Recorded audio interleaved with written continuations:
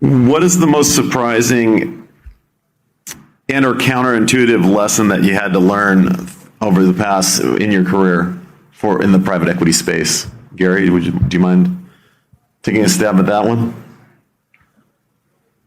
How much people count. Yeah. And that's the jockey. We invested in the company, and I think their game plan wasn't going to work. But the CEO was a really good thinker, and he really listened. And I said, we're going to go with him because he'll figure out how to pivot, and he has. So I think that's still the major one. The second is control of information and being able to do better with information. And I was surprised how important that is in any kind of company. I'm going to jump into this as to what was a really rough lesson that you learned that was very expensive. And I've got another 3. This is a 3P alliteration. First there was cat, sorry. First there was cat. Now I've got 3 Ps. It is prioritize physical proximity. We did an acquisition at the end of 2020. It was COVID. This was our 3rd acquisition. It sucked because we couldn't get in person.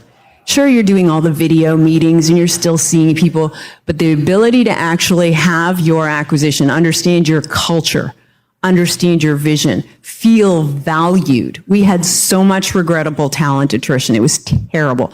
And our time to value extended much longer than we had anticipated. And so it was a very expensive lesson for us to learn. So as you were talking about, the people matter. You've got to prioritize physical proximity in an acquisition. Sure, you can go remote later, but there's nothing like being in the room together. That's what Family Office Club is all about, right? You're here together in person because that's where the relationships get formed. That's where the value is added. So prioritize physical proximity. Well, I think the point is you can learn more about a person and a transaction if you're in the same room with them than being on Zoom. There's something about the human spirit that transmits when you're close to people.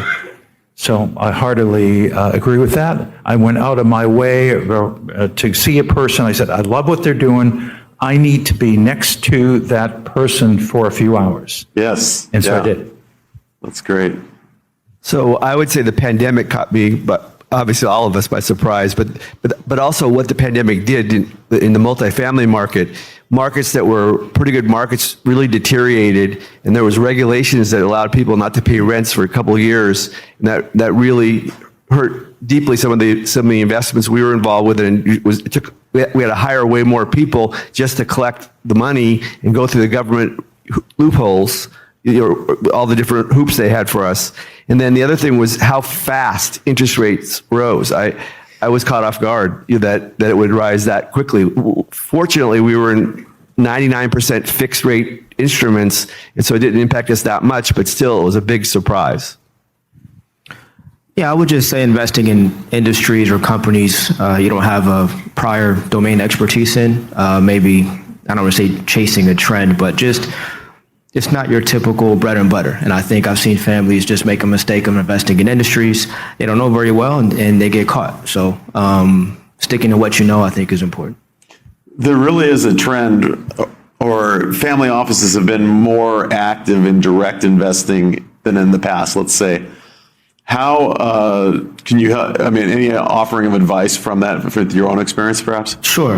One word is infrastructure. I think investing directly is great.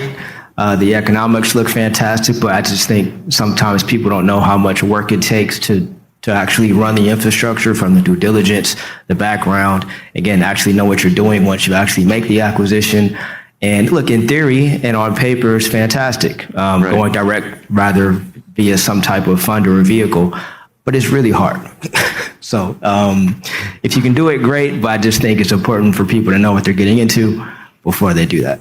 You don't know what you don't know. That's right. Yeah, I'd sort of combine those two things. I think we're a family office investing direct. We're lucky in that we have teams all around the world, so we get a lot of feedback. I think one of the problems that family offices have is they don't necessarily see what's going on outside their area. whether that be at a state level or international. So you could potentially make decisions like not realizing COVID was coming or the impact of COVID, not understanding the significance of payment systems and e-commerce.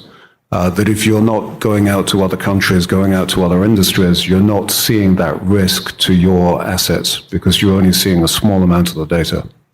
And obviously, the smaller the family office, the less resources they have Right. for looking at that. Right. Thank you for that. If you are a founder, raising capital, developing real estate, or you're an investor, would love for you to get involved in the Family Office Club. I've run this community for 18 years now. We've hosted 300 live events. We have 17 million social media group members and followers. We have the #1 YouTube channel on family offices. We have the #1 most popular podcast on family offices. You can learn more about us and our membership options at familyoffices.com. We have 30 in-person events planned in 2026 and another dozen events this year. Please go to familyoffices.com to learn more.